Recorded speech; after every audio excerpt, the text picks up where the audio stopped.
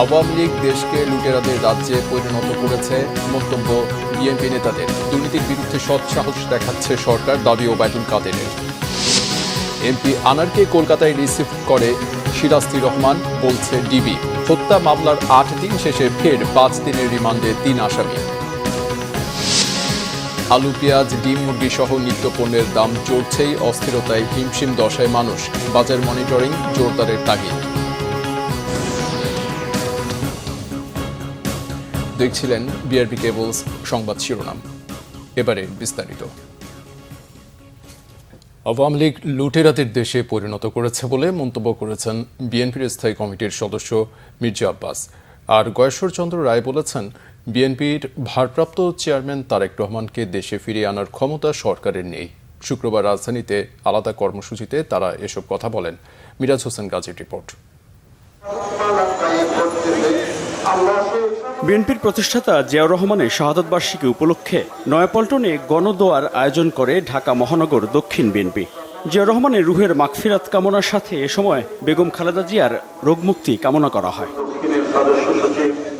বক্তব্যে দলটির সিনিয়র নেতারা বলেন, জিয়াউর রহমানকে নিয়ে যারা সমালোচনা করে এই জাতি তাদের কোনোদিন ক্ষমা করবে না। তারা বলেন, মুক্তিযুদ্ধ ও দেশের উন্নয়ন এবং গণতন্ত্র প্রতিষ্ঠায় জিয়াউর রহমানের অবদান ইতিহাসের সাক্ষী।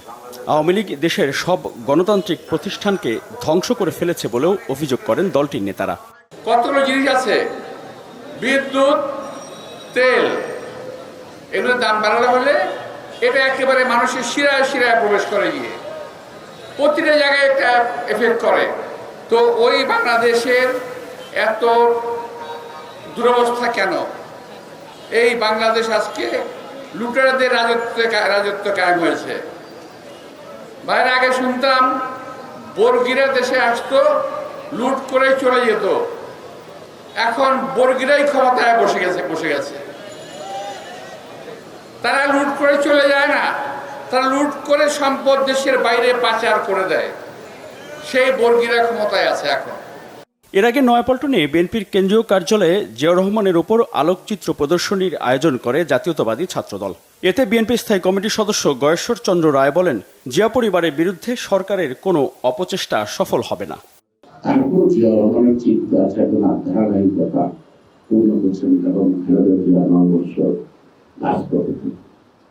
তাকে আত্মীয় যারা দরকারে ধ্বংস করতে চায় তাদের মধ্যে চুল কালি দিয়ে আজকে ভারপ্রাপ্ত তারেক রহমান, চেয়ারম্যান তারেক রহমান আজকে দলের হার প্রায় তাকে নিয়ে আসবে না, ওই ক্ষমতা তাকে আনতে হবে না। আসে মাতৃভূমিতে আসবে, যেদিন আসবে সেদিন যে ঢেউ উঠবে, সেই ঢেউ আপনি কোথায় করে যাবেন, বসে যাবেন, সেটা নিয়ে ভাবেন। আওয়ামী লীগের রণাঙ্গনের কোনো মুক্তিযোদ্ধা নেই, আর জিয়াউর রহমান রণাঙ্গনে থেকে নেতৃত্ব দিয়ে নিজে যুদ্ধ করেছেন বলে মন্তব্য করেন বিএনপি নেতারা। মিরাজ হোসেন গাজী, বাংলা ভিশন, ঢাকা। আওয়ামী লীগের সাধারণ সম্পাদক ওবায়দুল কাদের বলেছেন, বিএনপি মহাসচিব নিজ দলের গঠনতন্ত্র লঙ্ঘন করে অবৈধভাবে পদে থেকে গণতন্ত্র নিয়ে কথা বলছেন। দুর্নীতির বিরুদ্ধে সরকার সৎসাহস দেখাচ্ছে দাবি করে বলেন, বিএনপি দুর্নীতিবাজদের লিস্ট করলে সেখানে তাদের নেতাদের নামই আগে আসা উচিত। রকুনুজ্জামানের রিপোর্ট। শুক্রবার সকালে ধানমন্ডিতে দলের সভানেত্রীর কার্যালয়ে সংবাদ সম্মেলন করেন দলের সাধারণ সম্পাদক ওবায়দুল কাদের। গণতন্ত্র নিয়ে মার্কিন সমালোচনার পাশাপাশি বিএনপি মহাসচিবের এ বিষয়ে নানা সমালোচনার জবাবও দেন তিনি। গণতন্ত্রকে তারাই ধ্বংস কিনারায় নিয়ে গিয়েছিল এবং নির্বাচন ব্যবস্থার একটা প্রহসনে তামাশার ব্যাপার তারা তামাশায় পরিণত করেছে। এখন তাদের মুখে গণতন্ত্রের বুলি ভূতের মুখে রান্না। মির্জা ফখরুল এর মধ্যে কয়বার, কত বছর ধরে তার গঠনতন্ত্রকে লঙ্ঘন করে বিএনপির মহাসচিব হিসাবে একটা গণতান্ত্রিক দল তারাই নয়, তারা নিজেরাই ঘরে গণতন্ত্রের চর্চা করে না, তারা দেশে গণতন্ত্র কিভাবে প্রতিষ্ঠা।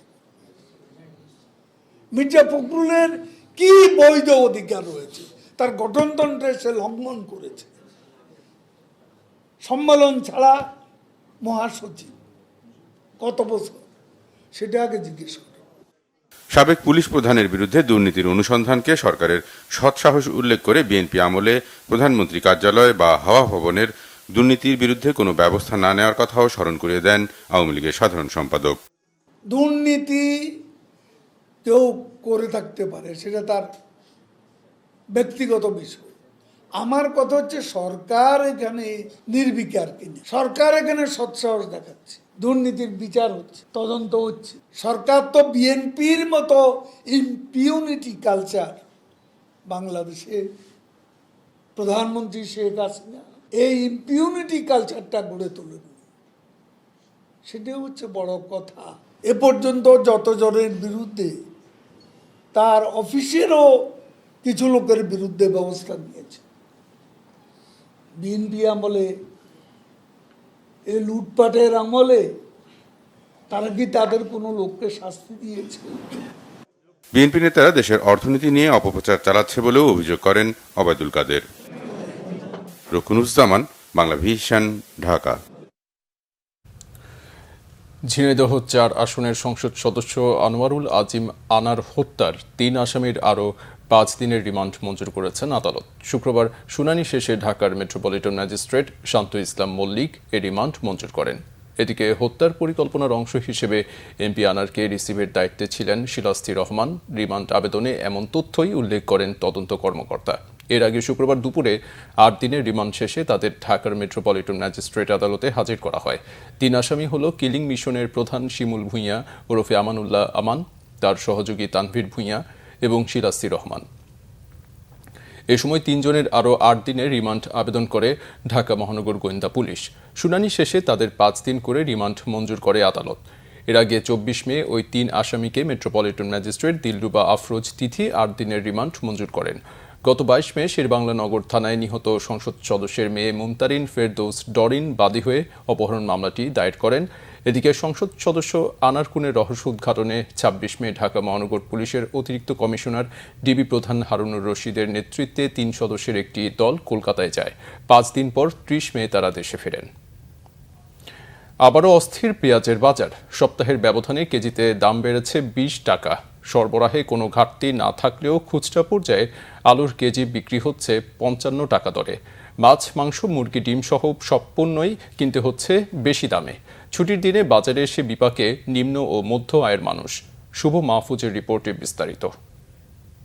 আমার যে ইনকামের থেকে আমার আউট খরচটা বেশি হয়ে যাইতেছে। আমার এখন সংসার চালানোটা খুব হিমশিম খেয়ে যাইতেছে। আমার পক্ষে সম্ভব হইতেছে না। এখন আমি চিন্তা করতেছি যে ফ্যামিলি দেশে বাড়াই দেবো। এখন আর সম্ভব না, ঢাকার শহর থাকিয়া এইরকম সংসার এই জিনিসপাতি কিনাকাটা সম্ভব না ভাই। উচ্চ মূল্যের বাজারে এসে আয় ব্যয়ের হিসেব মিলাতে পারছেন না সিএনজি চালক রহিম মিয়া। প্রায় সব নিত্যপণ্যের দাম নাগালের বাইরে থাকায় রহিম মিয়ার মতো আক্ষেপ আরও অনেকের। যতদিন যতই দাম বাড়ে, দাম তো কমে না, দাম বাড়তেই আছে। আমরা কিভাবে চলবো তাহলে? বাজেটের মধ্যে আসলে পাওয়া যাচ্ছে না, কারণ ১,০০০ টাকা দিয়ে এক কেজি মাছ কেনাটাও খুব টাফ হয়ে গেছে। তো অল্প অল্প করে দেখা যাচ্ছে যে আধা কেজি বা ২৫০ গ্রাম অল্প করে আমাদের বাজেটের মতো করে কেনা লাগতেছে। নতুন করে অস্থির পেঁয়াজের বাজার।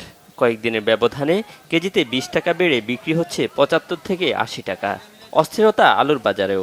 ভরা মৌসুমে সর্বোচ্চ ৩০ টাকা কেজি হবার কথা থাকলেও বিক্রি হচ্ছে ৫২ থেকে ৫৫ টাকা। পেঁয়াজের কেজি ৭৫ টাকা, আলুর কেজি ৫৫ টাকা। তো মনে করেন যে একটা সামথিং মানুষ দিন মজুরি পায় মনে করেন যে ৫০০ টাকা সামথিং। তো যদি মনে করেন যে আলু ১ কেজি কিনে ৫৫ টাকা কেনে, ১ কেজি চাইলের দাম ৭০ টাকা ৮০ টাকা। একটা ফ্যামিলিতে যদি ৪-৫ জন লোক থাকে, সদস্য থাকে, তাহলে ৫০০ টাকা দিয়ে কীভাবে সংসার চালাবে সেই ব্যক্তি? এই সিজনে আপনি আলুর দাম হাই ৩০ টাকা, এক করে হাই ৩০ টাকা, নাহলে আর কম টাকার কথা। আর পেঁয়াজের বাজার টাকা কত হলো ৪০-৪৫, হাই ৫০ ভরে তাহার কোনো কথা নাই। গেল সপ্তাহের তুলনায় মাছের দামও চড়া। আগের মতোই বাড়তি দামে বিক্রি হচ্ছে ডিম মুরগি। পাকিস্তানি বিক্রি করতেছি ৩৫০ টাকা কেজি, ব্রয়লার মুরগি বিক্রি করতেছি ২১০ টাকা কেজি, দেশি মুরগি বিক্রি করতেছি ৬৮০ টাকা কেজি, লাল লেয়ার মুরগি ৩৫০ টাকা কেজি। আগের যে বাজেট ছিল সেই বাজেটে বর্তমানে জীবন নির্বাহ করা আসলেই দুষ্কর। গত সপ্তাহের তুলনায় মাছের দাম প্রতি কেজিতে ২০০-৩০০ টাকা বেশি।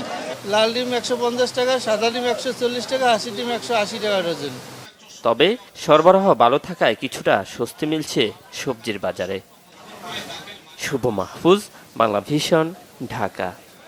সাবেক পররাষ্ট্রমন্ত্রী ডক্টর এ কে আব্দুল মোমেন দাবি করেছেন, পররাষ্ট্র মন্ত্রণালয়কে না জানিয়েই পাসপোর্ট থেকে ইসরায়েলের নাম বাদ দেওয়া হয়। বিভিন্ন অজুহাতে ইসরায়েলের নাম বাদ দেওয়া হয় বলে জানান তিনি। শুক্রবার এফটিসিতে ডিবেট ফর ডেমোক্রেসি আয়োজিত বিতর্ক প্রতিযোগিতায় এসব কথা বলেন ডক্টর আব্দুল মোমেন। তিনি বলেন, এ ব্যাপারে পররাষ্ট্র মন্ত্রণালয় পরে জানানো হয় পাসপোর্টে বৈশ্বিক স্ট্যান্ডার্ড রক্ষায় ইসরায়েলের নাম বাদ দেওয়া হয়েছে। এটা দুঃখজনক বলে মন্তব্য তার। ফিলিস্তিনিদের অধিকার রক্ষায় মুসলিম বিশ্বকে ঐক্যবদ্ধ হওয়ার আহ্বান জানিয়ে তিনি বলেন, পশ্চিমা বিশ্বের ওপর চাপ সৃষ্টির মধ্য দিয়ে ইসরায়েলি আগ্রাসন বন্ধ করতে হবে। কোনো দেশ বাংলাদেশের ওপর খবরদারি করতে চায় জানিয়ে তিনি বলেন, মানবতার ফেরিওয়ালারা ফিলিস্তিনে ইসরায়েলি গণহত্যা বন্ধে তেমন কিছুই করছে না। বলেন, জনগণের ভোটে নির্বাচিত বলেই প্রধানমন্ত্রী শেখ হাসিনা এই ব্যাপারে সোচ্চার। ডিবেট ফর ডেমোক্রেসির চেয়ারম্যান হাসান আহমেদ চৌধুরী কিরণ বলেন, সংকট সমাধানে বিশ্ব সম্প্রদায়কে 2 রাষ্ট্র প্রতিষ্ঠায় এগিয়ে আসতে হবে। রোহিঙ্গাদের দ্রুত প্রত্যাবাসন করতে না পারলে রোহিঙ্গা ক্যাম্প আন্তর্জাতিক জঙ্গি গোষ্ঠীর হাবে পরিণত হবে বলে মন্তব্য করেছেন স্বরাষ্ট্রমন্ত্রী আসাদুজ্জামান খান কামাল। শুক্রবার কক্সবাজারের উখিয়ার রোহিঙ্গা ক্যাম্প পরিদর্শনে গিয়ে মন্ত্রী এই মন্তব্য করেন। এ সময় স্বরাষ্ট্রমন্ত্রী আরও বলেন, জঙ্গিবাদের নিয়ে দেশ যে আশঙ্কা করছে, এরই মধ্যে রোহিঙ্গা ক্যাম্পে এর আলামত পাওয়া যাচ্ছে। ক্যাম্পে যারা এই অস্ত্রাসী কার্যক্রম করছে তাদেরকে চিহ্নিত করতে হবে। দ্রুতই সন্ত্রাস দমন করা যাবে বলেও আশা প্রকাশ করেন স্বরাষ্ট্রমন্ত্রী আসাদুজ্জামান খান কামাল। এদেরকে তাড়াতাড়ি যদি আমরা রিপাট্রিয়েট না করতে পারি, এখানে অস্ত্র প্রতিষ্ঠা করে এখানে ইন্টারন্যাশনাল টেরোরিস্টদের একটা হাব হয়ে যেতে পারে, আর এখানে অস্ত্র সঞ্চালনী হতে পারে, অনেক কিছু হতে পারে। সেই হতে পারার মধ্যে কিছু কিছু আলামত আমরা দেখছি। এই ক্যাম্পের কিছু সংখ্যক লোকের সঙ্গে জড়িত হয়ে গিয়েছে। আমরা তাদেরকে চিহ্নিত করার চেষ্টা করছি, আর যারা এইরকম অস্ত্র নিয়ে ক্যাম্পে আনাগোনা করে কিংবা রক্তক্ষরণ হয়েছে, আপনাদের যেটা দেখেছেন, তাদেরকে চিহ্নিত করা হলো আমাদের মূল কাজ, এবং তাদেরকে আইন অনুযায়ী তাদের ব্যবস্থা নেওয়া। সংবাদ শেষ করব বিআরবি কেবলস শিরোনামগুলো আরেকবার জানিয়ে। আওয়ামী লীগ দেশকে লুটেরাদের রাজ্যে পরিণত করেছে, মন্তব্য বিএনপি নেতাদের। দুর্নীতির বিরুদ্ধে সৎসাহস দেখাচ্ছে সরকার, দাবি ওবায়দুল কাদেরের। এমপি আনারকে কলকাতায় রিসিভ করে শিলাস্তি রহমান, বলছে ডিবি। হত্যা মামলার 8 দিন শেষে ফের 5 দিনের রিমান্ডে 3 আসামি। আলু, পেঁয়াজ, ডিম, মুরগি সহ নিত্য পণ্যের দাম চড়ছেই, অস্থিরতায় হিমশিম দশায় মানুষ।